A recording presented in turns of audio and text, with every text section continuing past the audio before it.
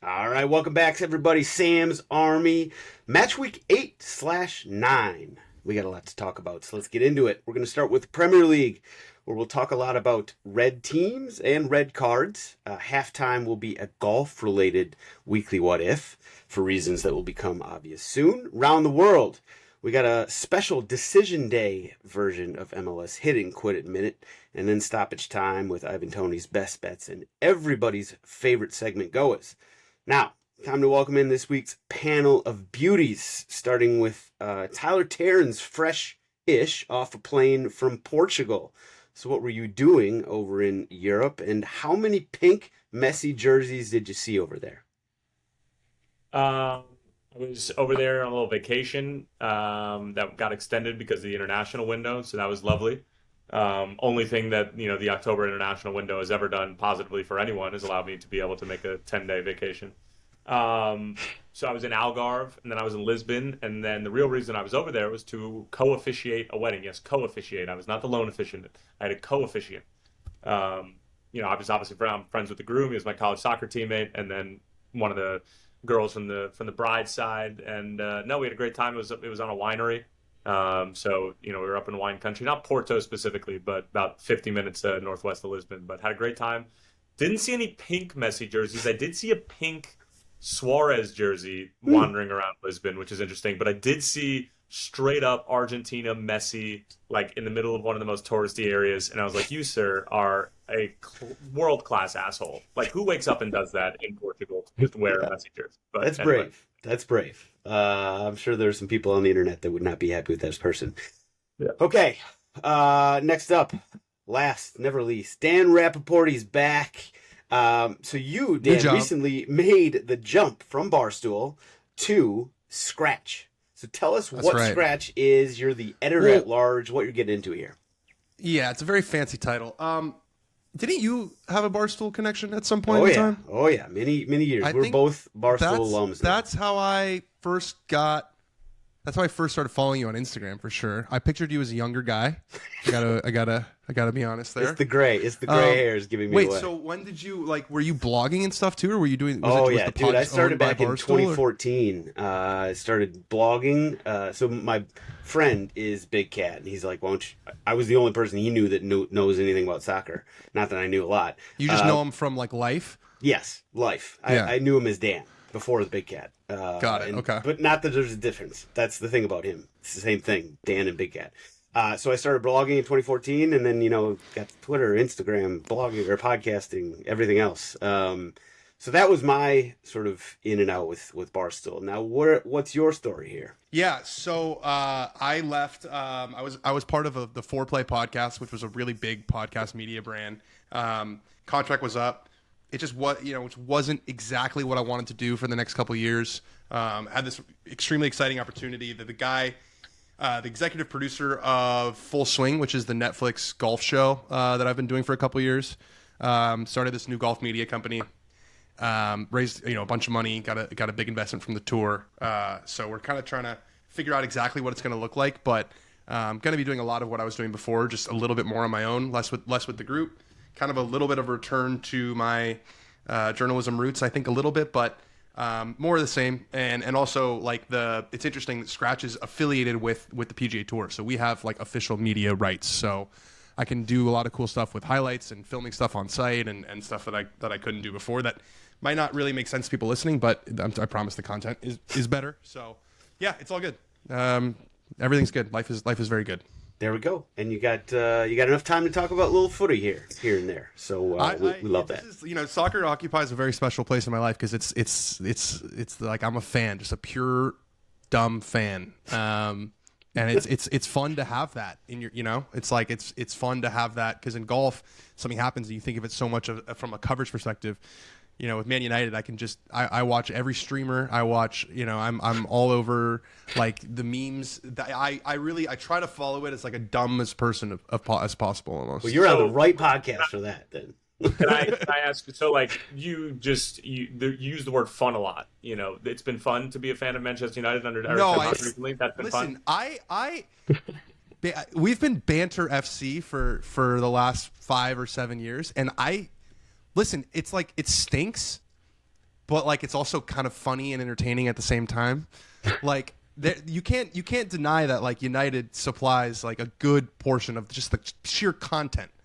Like it's content FC, and editor in large, hard at work. He never stops working. I mean, the guy exactly. loves It's content. It's content every single week, and like the fact that they are as bad as they are, and there's still this crazy delusions about the past. It's very it's interesting. It feels like the lows in soccer are lower than the lows are in American sports.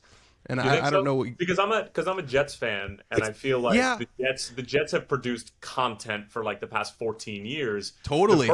The first 5 to 7 years, like the Sanchez butt fumble, like that was funny because that was coming off of a couple AFC East championship games. So I was like, all right, like I'll be the butt of a joke for a little bit, but like 7 years later, after doing it for close to 2 decades, I'm like, this isn't that much fun anymore. So I don't know. I think the reason is probably because like the players just have way more choice in soccer. It's like where they're gonna go, and so I feel like, there are clubs that used to be these incredible great clubs that could draw, but like when you go on a downtrend in soccer, it could like ruin your club like pretty permanently, you know. Whereas I feel like in the America, you get the number 1 pick, you draft. Fingers crossed. Here's hoping, baby. No, right. No. I mean, Man United will never die. We're too big to fail. But yeah, no, it's been an interesting couple. There have been great moments. Like the FA Cup final was one of the best days of the year. It was fucking electric. So they give you just enough to keep you coming back. Listen, I know all about what you're talking about here as a member or a fan of the other Banter FC, Tottenham, who also had Jose Mourinho, who also listen. We are the butt of a lot of jokes as well, so I know exactly where you're coming from. You at least got a trophy. We don't have that. We have a lot of trophies. Yes, recent. I think that's the difference. Yeah, but I think that's the difference is that Tottenham is like Man United is like this great behemoth that's down, whereas Tottenham is kind of, aren't they kind of always the kind of little brothers syndrome? We're sort of punching above our weight. We have been for a long time. That's what we tell ourselves anyway. I don't know. Now we got the stadium. Now we got the money. We're still not winning anything. Yeah, I don't know. That stadium's not going to be the nicest stadium in England for that much longer because we got something coming. And then you got to find something new because I feel like I hear a lot about the stadium. Oh, you guys have a great stadium. Awesome. That's really cool. We're living off that at the moment. So we got to put that stadium. The Jacksonville Jaguars money. The steel is to nice. Good use. The structure that we play in is nice. It is. Now we just got to put something more than just banners up. Okay, that's the next step. We'll get there. All right. Well, speaking, we've already talked a lot of Premier League, but let's get into the here and now of the Premier League. So, just a quick recap of some of the highlights and lowlights. Liverpool-Chelsea was the highest profile match of the weekend. Liverpool came away 2-1 winners. Big shocker. Bournemouth pulled off an upset 2-0 over Arsenal. That was obviously red card aided, which we'll get into. Wolves City. Wolves almost. And this is the Wolves team that is on 1 point at the bottom of the table, number 20 at the moment. They almost got a draw with Big Bad City. Unfortunately, last second goal, unfortunately for Wolves anyway, not necessarily for City or for Tottenham fans who are worried about Arsenal this season. City came away with the last second winner on John Stones' header. That VAR had a lot to talk about. Manchester United, who we have discussed already, came away with a nice little comeback win, 2-1 unbeaten over in the Brentford. last 3, I think. Yeah, 3 days for sure. Yeah, all competitions. Okay. Yeah. Spurs didn't start out well for us. We gave up a goal real early against West Ham, and the Tweedles were tweeting. Well, they were at least texting left and right. But then, of course, Spurs came back to win 4-1, and they haven't been heard from since.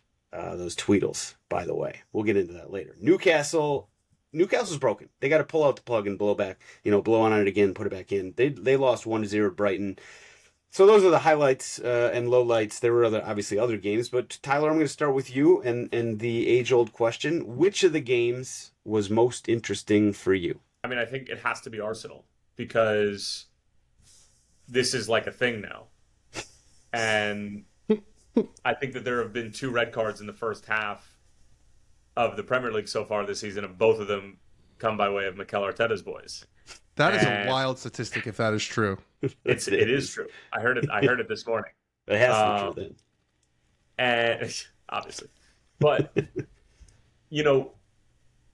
Arsenal had every right to be the front runner this season with City and the charges and the vibe and Pep potentially leaving and like, I mean, I had picked Arsenal to win the league, and you're just sort of thinking like, well, what could be their downfall?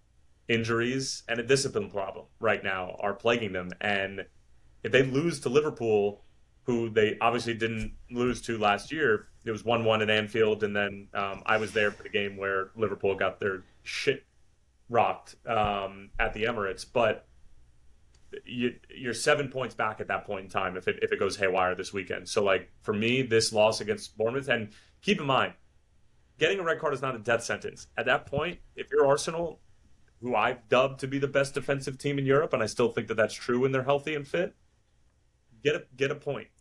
Can't be dropping everything. So to me, that game was by far the most intriguing in terms of the result and what it's doing to the title race. I have a question. What and I haven't looked at this. What do you think the Vegas odds were when it was 0-0 when the red card happened? Is Arsenal still favored to win the game? Like how do the books price that? I'm sure the draw was like plus 100 or something like that, and then Arsenal and Bournemouth probably would have been close to even. Money. Yeah. Yeah. Interesting. I don't know what it was. No, just because you hear that. I mean, I've heard that. It's like the way you follow sports now is you hear something, but then you just check the odds. Like, is this like a real thing? And so, no, I'm actually curious how the books factor in. Like, how much is a one-man advantage worth in that context? And obviously you got to take all the context, right? So it was at Bournemouth. You're losing a center back, one of sort of your stalwarts of the defense. But I do still think I don't have the data in front of me, but I bet Arsenal was still favored to win. The odds of them winning was still probably higher than Bournemouth at that time. It was 0-0 at the time. I mean, like, yes, you figure that they'll be able to conjure up probably two relatively big chances, but I know they're dealing with a lot of injuries at the moment, but this is and listen, I'm not chalking them off by any stretch of the imagination, but this is like starting to get to the point where they're going to have to go on some magical run and deal with Champions League and whatever other competitions that they're going to be dealing with eventually. What was the flow of the game like? Was it? Did they have a lot of chances, or was it kind of even after the red card? After the red card, Bournemouth pretty much had the run of it. They had the better chances. They had by far more chances. Obviously, they put two of them away. It was that red card completely changed everything. And obviously, the narrative now with the two red cards to Trossard and now one to Saliba is this whole like the discipline thing, which I think honestly, I love the narrative. I love talking about it. And if there were more Tweedles on this program, I would be sort of, I'd be talking about it a lot more. I think it's complete sham, though. Injuries is what's going to take this team down. Did you see the card or no? Did I see the red card? Which one? The red card. Where he grabbed him like 30 yards from goal. I mean, it seemed like a red card. I have some friends who are like, oh, like I can't wait to listen to Sam Zarbi and hear this bullshit and how they're going to spin another Arsenal like legitimized red card or some shit. But I was like, for me, there's so much space in behind. The dog zone thing, proximity to goal is like one of the criteria that they use, but there's literally nobody there, and you grab somebody like there's no play on the ball. There's zero play on the ball. No, that's what it is for me. It's like it's cynical. There's one purpose. Yeah. It's weak. We have to say it was weak. Like I don't know. I actually can't remember who it was on Bournemouth that fell down, but like that was weak. He probably didn't need to fall down. Very smart to go down in that situation and in that setting. But, Saliba grabbed his shoulder and he went down. I thought it was weak, but I also thought it was probably the right call. If you grab somebody like that, you are the last man. Gabriel. It was Evan Nielsen. It was Evan Nielsen who he grabbed. And again, like it is weak, but it's smart from him. That's it. Yeah, like exactly. He knows exactly what he's doing. It cost Arsenal the game. So obviously, very smart move. I don't buy into like this is going to have some sort of like long. We have some sort of issue with discipline at Arsenal. I honestly have real trouble sort of putting any stake in that. Obviously, not having Saliba for the next few games. That's not nothing because they do have the best defense in Europe. Europe perhaps. Do they do press after when they fuck up or no? in soccer? They can, like Bruno. But they don't have to. Bruno Fernandes came out. Bruno came out because he's captain material. That's right. what captains do, obviously. But they don't have to. No, they do not have to. So Saliba hasn't said anything. I haven't. If he has, I didn't see. Because that's for an experienced center back who's as good as he is. You're putting your team in a pretty silly position by doing that. And he put himself in a bad spot by sort of getting a little out of position. Yeah, you're right. It's sort of one of those mistakes that a guy as experienced and as good as him should not be making. Yeah, but also, it's silly because it's like, I mean, it is a red card as we were saying, but like what Tyler was saying, like the odds of him scoring that chance are maybe 50%. Like, yeah, you're exactly. a horse. Run back and put pressure on him, and like don't do. It's not worth it. It was the fact that he fell down sort of sold the whole thing. And if you give the goal up, you give the goal up, you're Arsenal down a goal at Bournemouth. Like, you should be able to deal with it. Yep. Is he out for 3 games now? At least 2, right? I think he's out for. I think if it's straight red, it's 3 games. That's what Bruno got. I think that's right. That sounds I think right to me. Yeah, but you have to add on the rat tax for Bruno. They just tack on games for no reason. That's the captain of Manchester United that you're speaking about right there. Okay? I think it's the guy who happens to find this thing with the C on his arm, but I don't think he's the captain of Manchester United, no. Yeah, he's I have a lot of debates. I have a big, long-running debate with my buddy who is also a United fan about whether Bruno would get into the City team.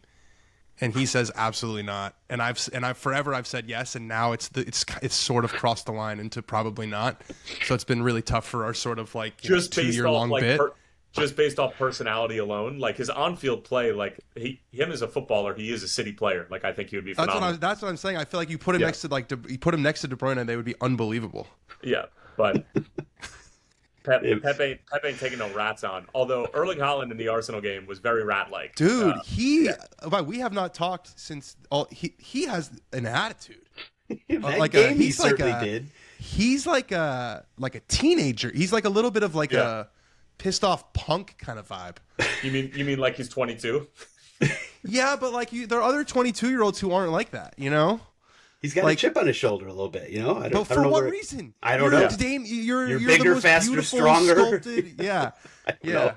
I mean, maybe because he has to play for Norway. Like, if he could, could he have played for England? Did he have eligibility? Question. I don't. No. He must not. That would have been a story. I don't think so. Yeah, England would have talked that up. His dad would have been playing. That's in England, a hot take. That Holland is pissed off all the time because he has to play for Norway. I think it's not. See, these are the things I can say in soccer because, like, I'm never going to see Erling Haaland. Where, like, if I said this about a golfer, they would just see me on the next week and be like, "What the fuck are you talking about?" You know what I mean? Billy Horschel missed that putt because he's a West Ham fan and because they had another or just like saying something like foul, being like, and then they would just literally walk up to me and be like, "You're off your rocker. What are you talking about?" So I fire from the hip a little bit more in this setting. We like that, but not with your good personal friend Mason Mount though, because he's one of my best friends actually. Yeah. So why don't you watch your mouth? Yeah. Before I don't want that to be a thing. He's not one of my best friends. After he signed for Man United, I followed him and he followed me back, and I sent him a DM being like, something, welcome to United or something, and he was like, thank you. He was very nice, and then he referenced a golf video, so he's clearly a golf guy. And so that was pretty much our lone interaction. And then ever since then, I've considered him one of my best friends. So yeah, it's been really cool watching him not play much this year. So listen, you're repping him, right? Give us the 180. Yeah. I got the money mace. He's coming back soon, so there it is. Everything will be fixed, I think. He'll be back out there soon. Well, so the weekend, I was going to ask you the same question. I mean, United Brentford.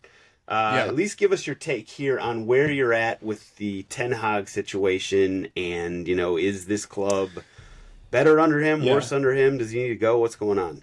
Yeah, I go super back and forth because before really the Twente game, they were actually playing better. They were. Like, if you watch the games, it had a way different feel than it did last year. They just weren't getting. It wasn't like as one-way traffic, as it was last year. Like last year, they would give up 22 shots, right, or something crazy. So their possession numbers were better, but the results weren't there. But what he was saying, I was actually buying. He's if you watch, he's like, oh, the performances, they would just need to finish. You're like, I'm watching the games. It seems pretty reasonable. Then through that stretch, then he says the same things through that stretch, and then you just want to fucking kill him. Yeah. You know? Trust the process, essentially. Yeah. And they were so bad during that. The only thing that worries me is that, you know, they're just sort of like, now it feels like he's coaching for his job. So he's just playing the players who he trusts and who can scrape through a result. But, you know, the guys that we're playing are not going to lead us back to where the club needs to be. Like, you know, they're starting Casemiro and Eriksen in the center of midfield. Johnny Evans is starting at center back. If I told you that at the beginning of the year, or, you know, if you told me that at the beginning of this year, not even like last year, Casemiro was going to play for Manchester United ever again after his performance against Liverpool, I would think you're a fucking nut job. I mean, it's crazy. The fact that he's supporting games and you just said he's playing guys that he trusts, I would never put him in an important game again ever after what he did against Liverpool. Yeah. Ever. I mean, he's done. He's washed, but it's like they're so bad that what they do is like a guy's washed, they take him out, and then people just forget he's washed, or he's like, oh, he wasn't that bad, and they just put him back in. That's the cycle that they're in right now. So even if they're getting some results, it's just like soon Anthony will play, you know, and and score a couple goals probably, and then he'll, you know, it's just like we're just cycling through guys, at least in the midfield. Nice to see Rashford, and I think Højlund is going to have a good season. I think he's maturing physically. He's more confident. He also had a lot of really good hold up play against Brentford. Like he looked like more of a. He was very good. I loved him. Yeah. Last year he was a bit of a one trick pony, and I liked what I saw a lot because he has those tools, Tyler. Like what is he? I mean, he's 6'3" probably and fast.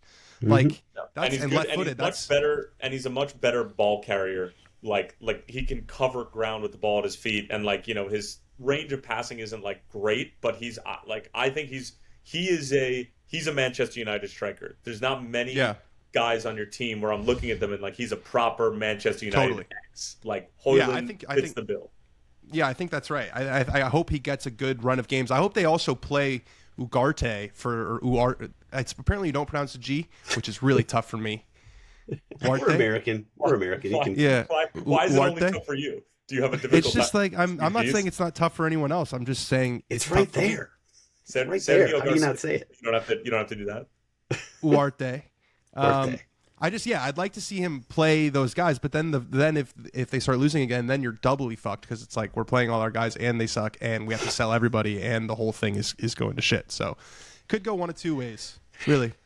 Well, you came out of the weekend with a win, so that's nice. You got that going for you. And I mean, honestly, you deserved the win. You did go down, I think it was late in the first half, and then, you know, you came back and won in the second half. I don't understand why everyone was so upset about the dried blood thing.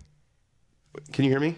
Yeah. Could you still hear me? I don't know why everyone was so upset about the dry. If you have blood in your face, you have like that was the rule since I was in 8th grade. Like, am I missing something here with that? No, like, but it was that they didn't cover it up with the that the training staff didn't properly cover up the wound, so that like there was still blood there and they didn't clean it up. So like the first time that they did it, they should have done it properly so that you didn't have to go back. Yeah, well, that's United's fault. Yeah, that's United's fault. Yeah. But no, I think everybody's gripe was with the athletic training staff, though, wasn't it? It wasn't with like the referee.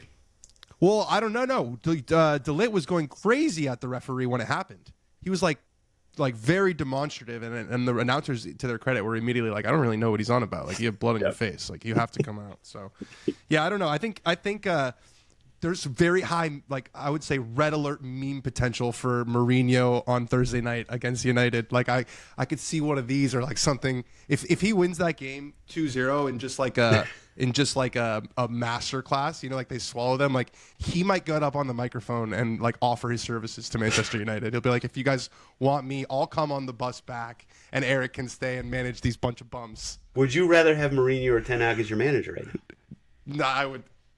For content, Mourinho is the GOAT, the undisputed GOAT. Undisputed. I love that guy, but no, I don't want him anywhere near at this point. I mean, he's in Turkey. It's obviously not going that well. Like. Right. I've been saying the same thing. Listen, I got the full Jose experience at Tottenham as well.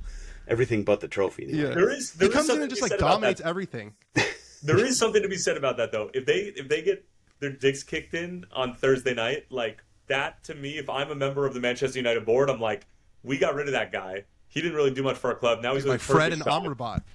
Fred and Amrabat in the middle of the park. They're gonna play Casemiro and Eriksen. It's gonna be existential if we lose. It's That's literally where the bar is. That's where the bar is. It's right literally now. the shittier, like the two. It's the 2018-19 Manchester United just beating you currently, and you've spent $660 million in the last 30 years. Like that, it has very high potential for like a blow up. If they lose again, no one's gonna give a fuck about 2-1 over Brentford. That goes away. They'll be like, well, that was Brentford. Like his ass is still burning hot. This game By the is way, in Sam, Turkey, by the way. Sam, I feel It's like in I'm Turkey. it's in Turkey. Sam, I feel like I'm on a different podcast right now. This is the most time we've spent on Manchester United, like maybe in the history of the podcast. You're the one that said you wanted to boycott talking about them until we had When United. you're big, you're big, bro. When you're big, you're big. That's just kind of how it is. All right, what else we got in the this week in the Premier League? So we got Liverpool, Chelsea. I mean, the high profile game. You know, the thing about this game is that I wasn't like overly impressed with anybody, either of the teams in this game. We're not even playing our best football, and we're still atop the league right now. It should be a warning sign to the rest of you. Like, and I'm not saying that to be an insufferable Liverpool fan, even though that's what I am at my core. But I'm just letting all of you know that we are atop the league and we're not even playing. I don't think anywhere close to our best football. Like, I think one of the best players for us on the field was Curtis Jones throughout the course of that. And I mean, if Curtis Jones is the best player on the field, then like clearly everybody in Liverpool wasn't exactly. Did you see the supercut of Nunez and Slot and their reactions? No. Oh man, they had both threw like a hissy fit in the exact same way, seconds apart, and the cameras caught them both. It's you got to watch. It's pretty funny.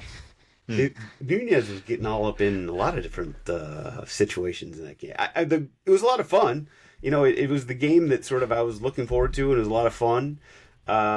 Chelsea put in a good shift, but Liverpool was a better team. I don't really know if there's anything else conclusions to draw from that game other than that. I could have told you that was going to be a bit of a slugfest and like not a super well played game with Champions League around the corner and the whole thing. Like I could have told you that was going to be a bizarre game because I didn't catch most of it. I was exploring Lisbon while the game was going on, but I was able to catch bits and pieces. Now, the other games, Wolves almost held City to a draw. There was the literally almost last second corner kick goal that John Stones scored. There was a lot of talk as soon as the goal was scored about, VAR. It was chalked off immediately. VAR intervened and said, that should be a good goal. There was a lot of talk about this is somehow a conspiracy for City, which, by the way, if you really think about it, that doesn't really make any sense. The Premier League is the least amount of sense. The Premier League is fighting with City, and everybody knows that City being so good is actually really, really bad for the league. So the conspiracy there, it doesn't hold water at all. I just thought it was the right call. I mean, I think it was Silva was kind of in the line of sight of the keeper initially, and then he got out of the way, and the keeper got beat, plain and simple, by a header. So I didn't see anything to really complain about there. It's unfortunate, I can feel I can feel bad for Wolves and see how they would feel, hard done by after a hell of a performance and coming away with 0 points when you're on 1 point from 8 games now. That is, you got to look for somebody to blame, but it's not VAR. Wolves are good for stretches that they like. Yeah, they're a good team. They're too good to get relegated. They conjured up a few good. It's too good to get relegated. Just like I said about Everton. Everton had to win this weekend against Ipswich. They did. They're sticking around. Who's the last team that was too good to get? Last club that was too good to get relegated? Was it Villa that got relegated? Did get relegated? Where it's like a shock to the system. Where it's like, whoa, that's fucked. Maybe West Brom. I feel like they were a team. Leicester relegated after what they did. Leicester. Yeah, West Ham would be bad. Yeah. Everton would be really bad. Can you imagine if West Ham got relegated? That would be horrendous. It was actually a question I had written down. If you I watched know, that's them why play, it was on the outline. I looked at the outline. Thank you very much. They were awful. Yes, actually bonus points because I know that some people don't actually read the outline, so you get bonus points for reading. No, Tyler, I saw it, baby.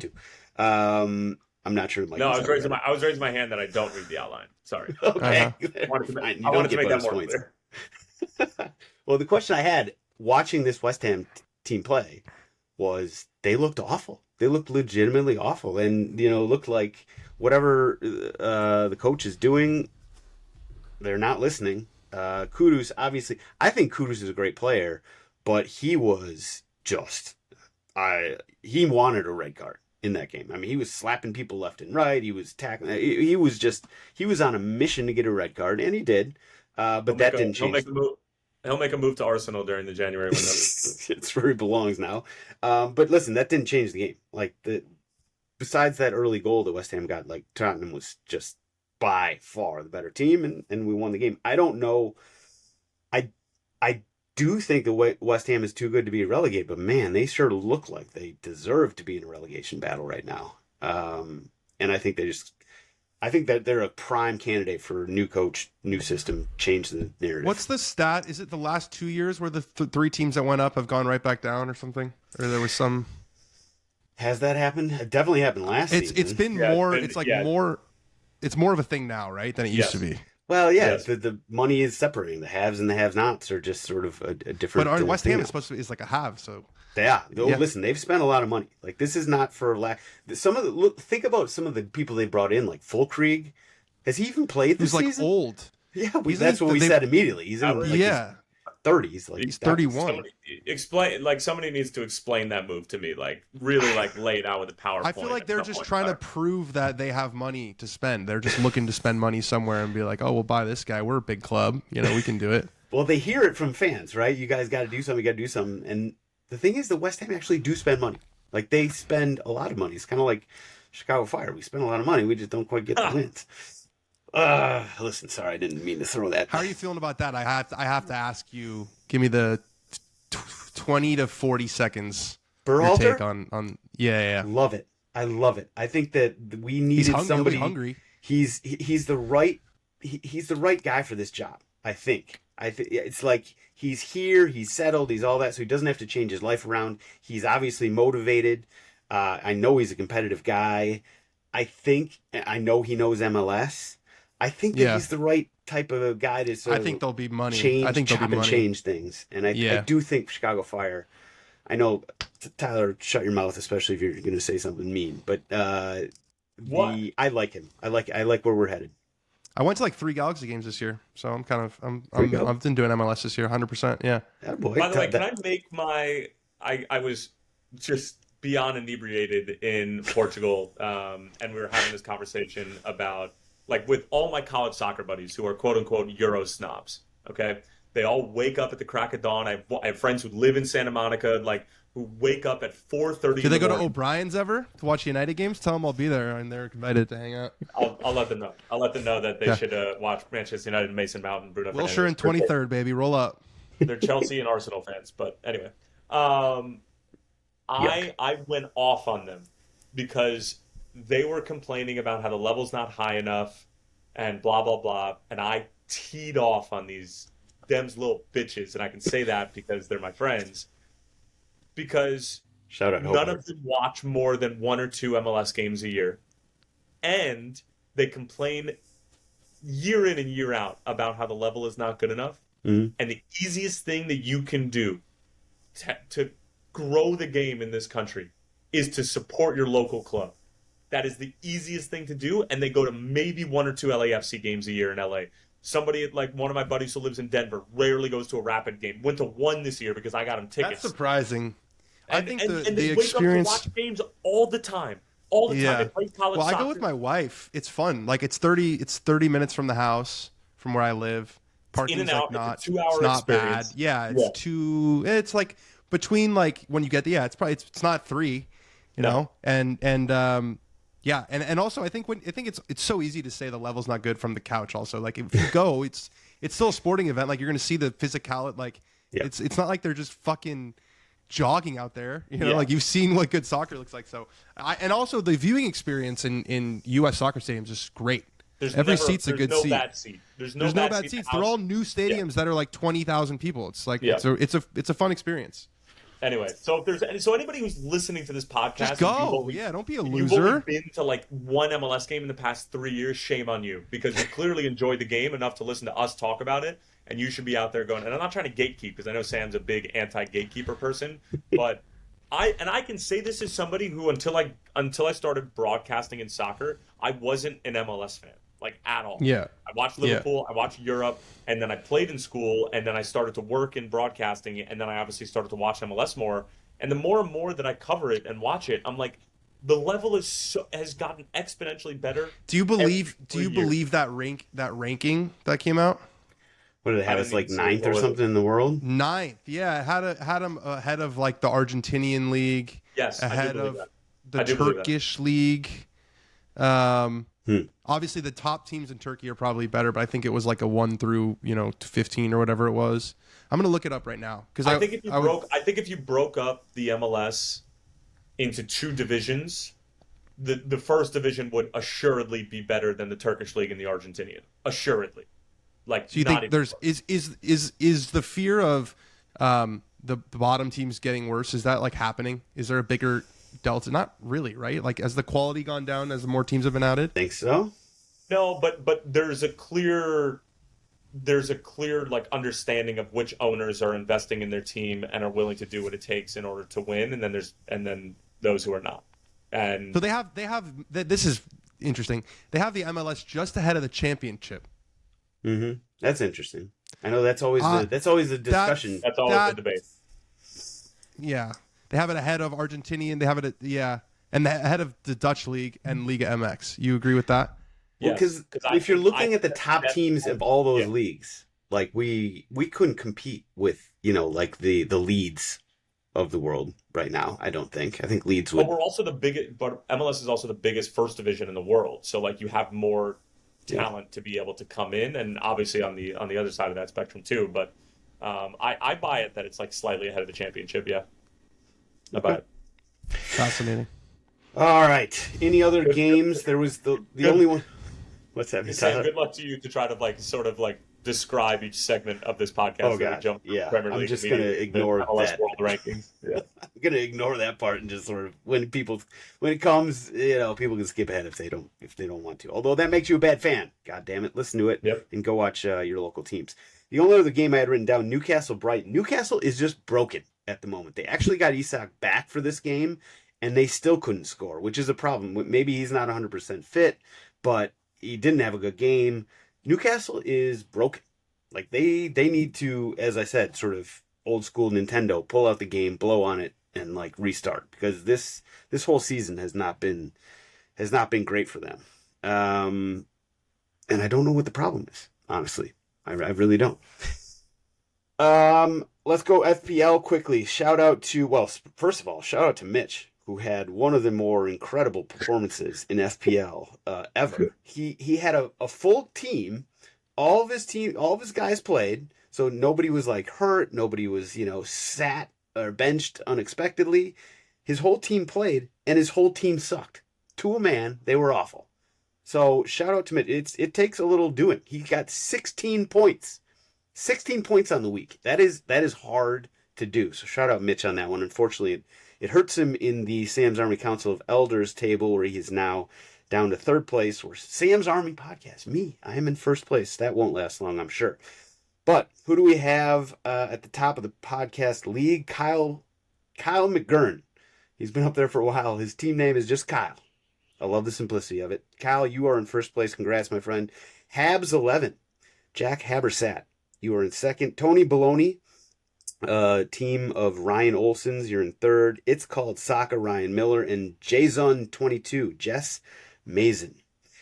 That's the top 5. You guys are on 542 points through 529, which is pretty good. Let's see how that compares to the Council of Elders here. I'm on 479 at the top. So yeah, you guys are pretty good at this FPL thing. Now, weekend preview. You've already teased several times the Arsenal-Liverpool game, which obviously is the game of the weekend on Sunday. So there's other games. We got the West Ham and Manchester United, which I'd love to get Dan's thoughts on. The drunk hobo brawl, as I was labeling it. Chelsea, Newcastle, also an interesting matchup, given sort of what's going on at the clubs. But Arsenal-Liverpool is the game of the weekend. And I think the question I have for you, Tyler, who needs this more? Who needs it more? Mm-hmm. Arsenal, without a shadow of a doubt. 100%. Okay, and so do you think that's going to play into how so the game is at Arsenal. It's at the Library. Do you think, how do you see this game going? I see it being grinded out by these two sides. Given what Arsenal went through last weekend against Bournemouth, barely scraping out a win today as we're recording this on a Tuesday. Liverpool taking on Leipzig on Wednesday. This will be a grind, and probably Van Dijk header 1-0 Liverpool is my guess. Okay, unbiased opinions only. I agree with you on the low scoring. Like, I would not touch this with my overtrain with a pole, 10-foot pole. It's an express. We're not making local stops in North London. No, absolutely. Hammies United. So we've already talked about how bad West Ham has been. United obviously up and down, a lot of downs. You guys are in 12th place at the moment, which is actually looking down at West Ham. West Ham is in 15th place. You know, the interesting thing about Manchester United so far this season, you've scored 7 goals in 8 games. It's not very many. That's not a lot. You've only given up 9. Not that many. You've only given up 9. Well, that's what I was saying was before the Tottenham debacle, like it wasn't, I mean, and even losing to Liverpool, like the first half, they weren't giving up as many, especially to the not as good teams. They were dominating games more, or at least game flow. They were sitting on teams and stuff. So, yeah, I think if they can give Hoyland, if Rashford is finally starting to produce a little bit and people, a little bit less pressure, and then Hoyland's healthy and seems like he's progressing as a player, they should. I mean, they're not gonna turn into City, but they should be better than they have been. I think they're gonna win. I think they'll beat West Ham. I think it'll be a good performance. Okay. I'm gonna go with optimism. 3-1. Ooh, 3 goals. That's big. I mean, it is 3 West goals. Ham. I think they're gonna score goals on West Ham, and I think Hoyland's about to go on a run here. Tyler got me fired up talking about him. I'm a big Hoyland fan. Speaking of, I'm making some moves in my fantasy Premier League roster. I just added Hoyland. I dropped Mateta, who I thought was gonna have a big year, and he's been absolute dog shit. And I added Hoyland, and I'm replacing Matoma too, who I just added a few weeks ago, and we're gonna get rid of him. We're sending him back. Yeah, it's a big Hoyland day today. You're sticking with Haaland, though. Sounds like. I mean, yeah, he's been awful since you added him. You've basically ruining him for everybody. I'm aware. But you also know as soon as you give him up, he's gonna explode. So obviously, we're just gonna hold on to him. I'm law of averages. Regression back to them. All right. Any of these other games, catch the eye? Chelsea Newcastle should be nothing if not interesting. I feel like every Chelsea game is going to be interesting in some way, shape, or form. Even though Newcastle is not bringing a lot to the table at the moment. Crystal Palace hosting Tottenham. Obviously, we could lose any game at any time, but I do like the way we played against West Ham. I like it. Top 4, Taylor. Top 4 talent, top 4, we're moving. We're moving in the right direction. He always gives me shit whenever I say that. All right, there's our Premier League. We'll move on to halftime, even though it's well past halftime. But we're going to call it halftime, where our weekly what if this week is, if you had to put it together, a 3v3 soccer team involving only professional golfers. And this could be at any point in history. So their peak. Their professional, athletic peak. So Tiger Woods in the early 2000s. We got to start with you, Dan. Who's your three player team? Who do you got? Yeah, I'd put Vijay Singh in there in the back. Wow. I want my team to be one big guy to anchor the back and two kind of really pacey guy and one kind of playmaker. My playmaker would be Sevi Ballesteros, if that name rings a bell to you guys. Oh yeah, it might not. Yep. Okay, it does. He was an instigator out there. You know what I mean? The kind of guy you want on your team. Might get sent off in the 20th minute, but that's the risk that you're willing to take. I feel like he was very agile, Spanish, so I feel like I could have him kind of on the ball a lot. And then who would I put up top? Or who would I put? Who else would I join in there? I'm gonna go with definitely not an American. After we talked about the Euro snob situation, yeah, unfortunately, it's just one of those things. I'm not having an American on my team. I mean, we know that. I'm gonna go with another Spaniard, Sergio Garcia. The only reason I say that is because I think he plays a good amount of football. And so I need someone who I know can actually play. So that would be my 3. I feel good about it too. I thought about Tiger, but his legs are just so damn skinny. I mean, I can't have him tearing a fibula. Mangled. They're not. Well, no. We're talking Tiger even in the his prime. 2000s. Dude, if you look at him in the 2000s, he was so top heavy. It's insane. Yeah. He I guess that always makes has some been. sense. He has the tiniest little legs. His pants are always so baggy. Now here's some guys that I was thinking that might be in the mix. Rory, you don't think Rory would be? He got injured playing soccer. The one time he played, you know the story?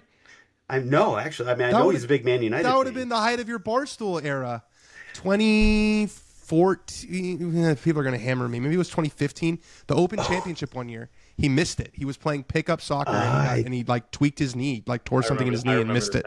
Yeah, that makes sense. That makes sense. No, absolutely one fucking time not. He played soccer, was it? That's the only time, dude. It was the first time. Can you believe it happened the first time?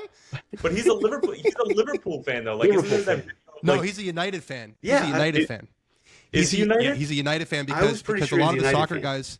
A lot of the soccer guys invested in Leeds, and they approached him. It was like Justin Thomas and Ricky, I think, or maybe Spieth. There's some of those guys are invested in Leeds, and they approached him, and he's like, as a Manchester United fan, I respectfully, I cannot do that. You gotta respect that. I like that. He's a United fan. Shane Lowry's a big United fan too. We talk about United a lot. They go to games every year because they play in Europe. Now they'll be playing in like Middle East, Europe, and. Yeah, so they're big United fans. Okay. Now, Tyler, you got any additions, subtractions you want to throw in there? Or is that? I can't really argue with Dan's 3. That was pretty good. I think Louis Oosthuizen is a cheeky, like small little just lightning bug, like an N'Golo Kante type of guy who's just gonna break everything up for me. And it's interesting. He's a lazy guy. Not lazy. I shouldn't say that. He likes to sit on his farm and ride his tractor. So maybe on the soccer field is where he goes crazy. Yeah, I mean, listen, I want a blue collar worker. That fits perfectly. He sits around and rides on his farm. Yeah, 100%. Yeah, he enjoys the work, as we like to say in the middle of the field. He enjoys the work. 100%. That's a good shout. And then. I mean, maybe just some hold-up play with Bryson. I mean, I know we're trying to stay away from Americans here, but like just like a Traore. I think of him running up and down the wing like Traore. Just angry and not angry, but just pacey and strong. I was thinking angry, but yeah, I agree. Yeah. He's got to be way bigger than Traore, right? I mean, like not muscular, no, but just he's like 6'1". Yeah, so how big's Traore? Oh, he's got to be like 5'7". That's a total guess. Is he that small? He's he is 5'10". Okay. Yeah. Oh, well, that's what they list him as. That's what they list him as. I'm a little surprised by how tall he is there. Okay, that's good. That's a very good 3-on-3 team we got there. Not a lot of Americans, but we'll be okay with that. I was going to throw maybe Brooks Koepka in the mix as well. He seems like an athlete. Not a soccer player though. I'm saying if he was playing soccer, he's too cool for soccer. He's too cool for soccer. But he seems athletic. He seems athletic. He would hate it minutes 20 through 80. He wouldn't be interested. Yeah, you just get bored. Just play in the first 10. Can we skip to 10? stoppage time? Yeah. Yeah. Exactly. He only comes in if it's extra time. Like a whole other period. He doesn't even bother with league games. All right, now we got compliment corner. We'll move on. Compliment corner. Who have we been shitting on left and right this episode? I don't know. Bruno? Let's go Bruno. Tyler, say something nice about Bruno. He seems like a really nice family guy. Seems like he loves his family. Okay. And by the way, I should have given Dan sort of the rundown. Compliment corner is instead, because there's always, a lot of criticism that goes on in these episodes. We do a lot of shit talking. So I don't want it to be all negative. I want to have some little positivity. So compliment corner is take somebody or a team or whatever, in this case, Bruno Fernandes, that you have been shitting on all episode and say something nice about them. So what do you have nice to say about I think his heart's in the right place, which is the nicest thing you can say about someone, Tyler. I think his heart's in the right place. That's right. It is. I don't think he. There's no. You know, he's trying. He's trying, and of all the things we've talked shit about, I really did actually respect the fact that after he got that red card, which was bullshit, by the way. But then he came out and what he said was he didn't say anything. Yeah, but the fact he talked, he said nothing. What he said actually made me more angry. He's with the same media coach that Eric Ten Hag is using. No shit, he didn't say anything. He just said like we have to stay together. It's like okay. Like I wanted him to. Well, I thought they said they made a big announcement. I have to go here in a second. Unfortunately, they made a big announcement. And he goes, Bruno Fernandes. They like cut in from the post game show. They're like, Bruno's going to speak. And I expect it's going to be a moment where he comes out there and he's like, this is not good enough for Manchester United. I apologize to the fans. He's like, I thought the effort was great after we went a man down. Everyone's like, get the fuck off the TV, man. You're going to come out to say nothing like that? Listen, those Manchester United media people, they got their hooks in everybody there. You could tell. You can tell. You think Tyler, you know this stuff more than I do. That would a team employ like a media guy for him to do it, or you think he does it on its own? It's their comms person, but okay, it is. Who's a professional media coach, like right. or should be at least. But in my experience with this sort of thing, like the coaching happens from like the director of communications or somebody who's in that ranking. And will it be like they'll have a weekly meeting and be like, they're not. But I'm saying, you think they'll have a weekly meeting and be like, "This is what we're going with." Depending on the coach, I think there are some coaches who will be like, "Fuck off! I'm gonna decide what I'm saying. Like, I don't need your help. I've been doing this for years. I'm a professional. Like, don't worry about me." And then there are others who will actually game plan and like people who want feedback and be like, "How did I handle this? Did it line up with other things I've said in the past?" Those are few and far in between because I think once you get to this level, your ego is a little bit too big to get some feedback on those sorts of things. But it's like coaches, you can afford to be that guy if you've won on a certain level. Yeah, exactly. I can't imagine Marcelo Bielsa. Yeah, imagine Ten Hag going in there and be like, "Fuck off! I know everything." They'd be like, "No, you haven't done anything." Recommendations from a media manager. Yeah. All right. Good compliment corner. Well done, boys. Now, Dan, if you have to go. We love you, and hopefully you come back on again soon. I don't know what time you have to bounce on us here. Are you good? I got like another 5 minutes. Okay, let's hit round the world real quick. MLS Hit-It-N-Quit-It Minute time. Decision Day episode. So Tyler, hit us with all you got for us. All right, Decision Day, one of the greatest days in sports. No, it is not the beginning of March Madness. No, it is not the opening day of Champions League. It is not even the last day of the Premier League, but it is Decision Day, okay? Because this is a season that spans from the second to last, or the last weekend in February, that spans all the way until October 19th, and that is where we find ourselves for Decision Day. So, here we go, folks. Match Day 38, 34th game of the season. Let's start on the banks of the Delaware River where the Philadelphia Union miss out on the postseason for the first time in the Jim Curtin era since God knows when, and they fall to the mighty FC Cincinnati, who are desperate for a win, but it really didn't affect their standing in the Eastern Conference. But for Philadelphia, it means that they're going to miss out on the postseason, and just in horrendous fashion. They have suffered a lot this year, but FC Cincinnati with the 2-1 win, they have been stumbling, but sayonara to Philadelphia Union and company. All right, how about this story? Troy Lesane, who of course took over for DC United at the start of the season, he took Red Bulls from last place last year, got them into the postseason, got them into that wild card game, and all they needed was a result. They needed a draw, they needed a point of any kind to ensure their spot in the playoffs. But if they didn't, and then they ended up getting leapfrogged by the likes of Montreal and company, then something went horribly wrong. And guess what? It went horribly wrong. Christian Benteke's golden boot is more or less bronze at this point, or it's shit brown, because it doesn't matter. DC knocked out of the postseason by Dean Smith and Charlotte FC. DC have not won a game at home in more than 3 months. The result that they needed was also at Audi Field, and they could not get it. 3-0 is the final score.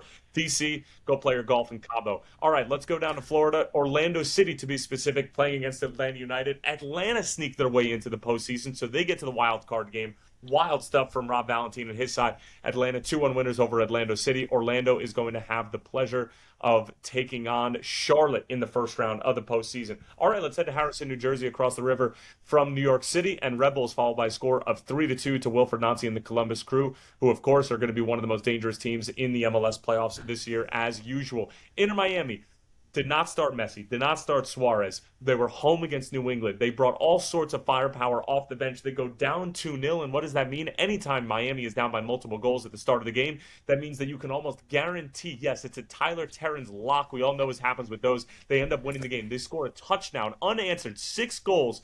Messi with a hat trick in a matter of about 12 minutes. Suarez at the brace, and Miami just absolutely pedal to the metal against the New England Revolution, who are left for dead towards the bottom of the Eastern Conference. And Miami set the all-time points record in MLS history.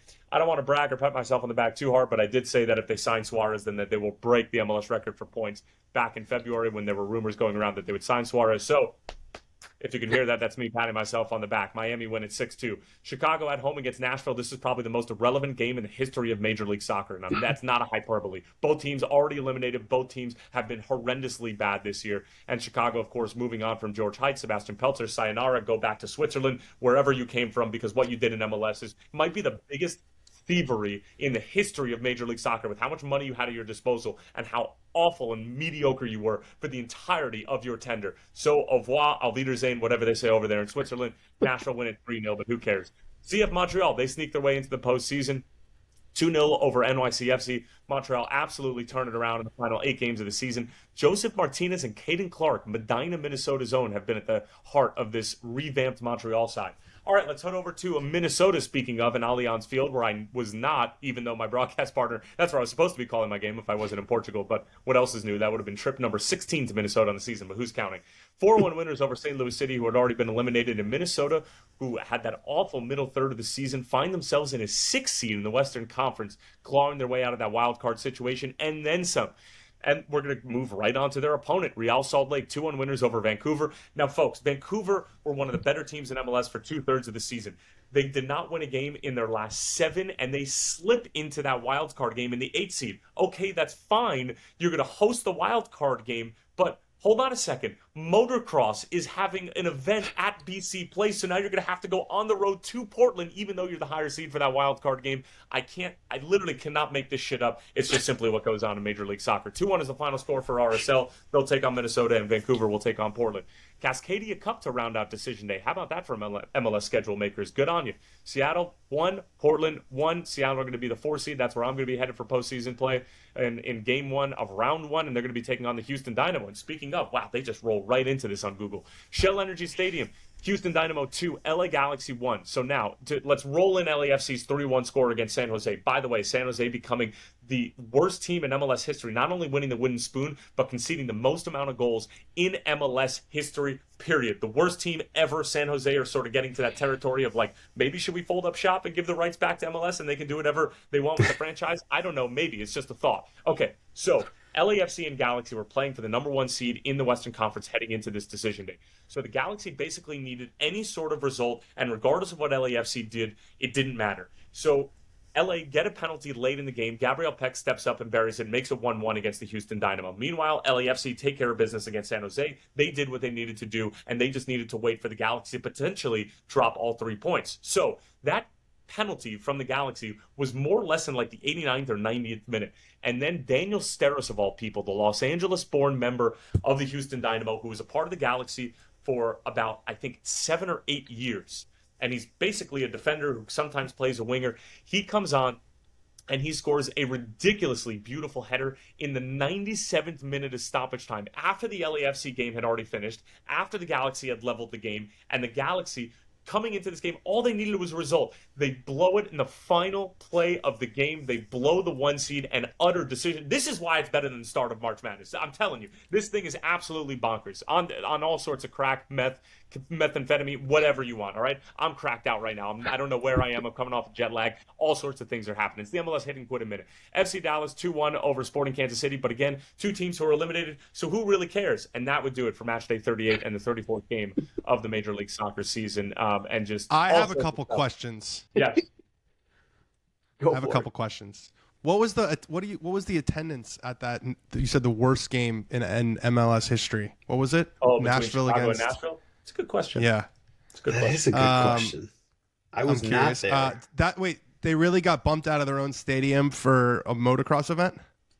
Oh, yeah. Yeah, that's bad. Let's see if they got. Oh, Did yeah. they put That's the attendance on FOTMob? Yeah, 24,000.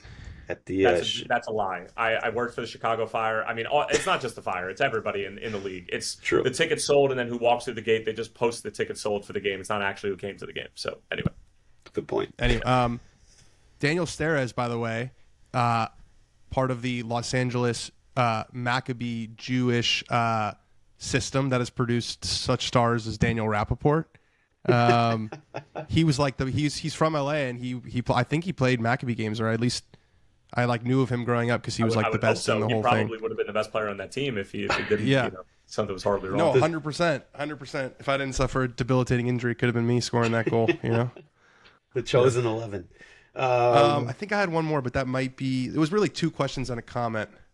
That's good. That's good. You're following along. I had one comment, and that was Philly. The way they lost that game was own goal. Yep. It was an own goal that, was passed back to the keeper. The keeper had, Blake had left his box.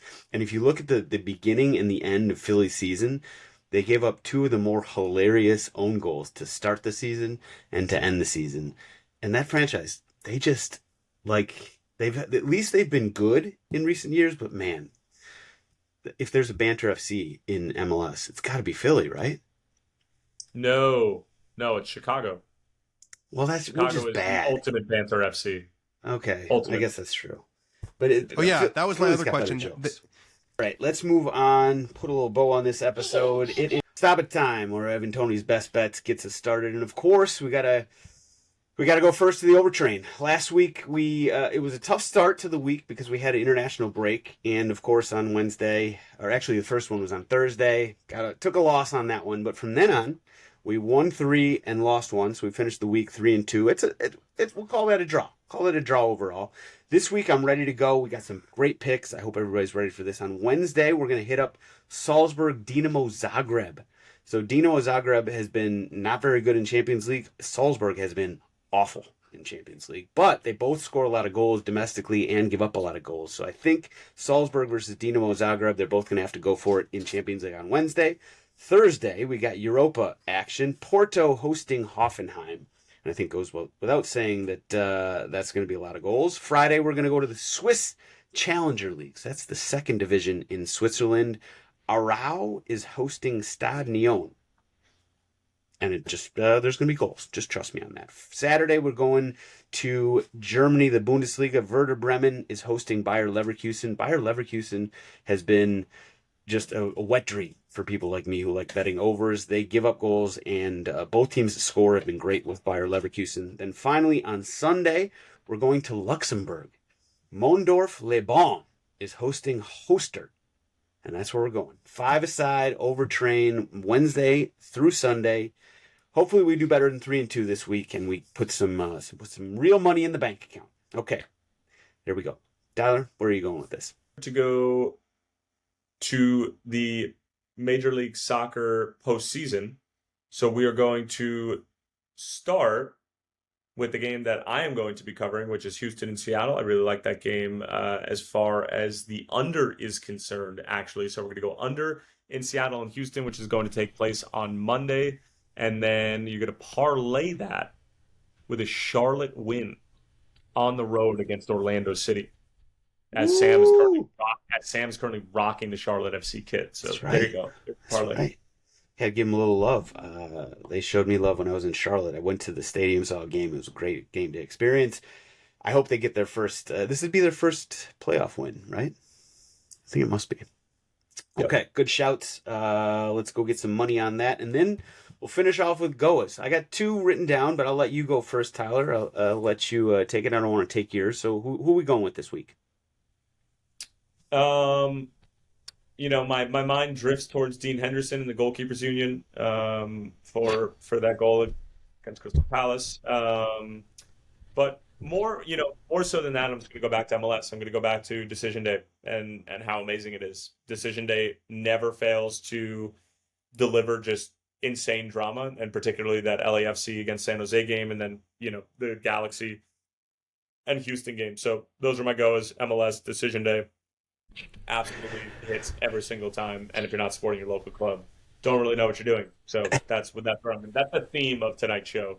It is, because I'm still pissed at my buddies who were trying to convinced me that MLS level still isn't good enough for them to be able to do anything, like to go and watch games, which I just think is ridiculous. But after I was done laying into them, they were just like, all right, maybe we should go to some more games.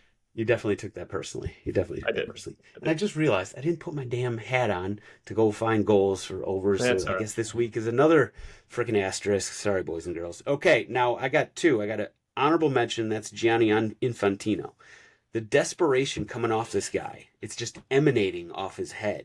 The desperation sort of to make the Club World Cup a thing when it seems like the whole world is kind of starting to go against it. All the players are like, too many games. The leagues are like too many games.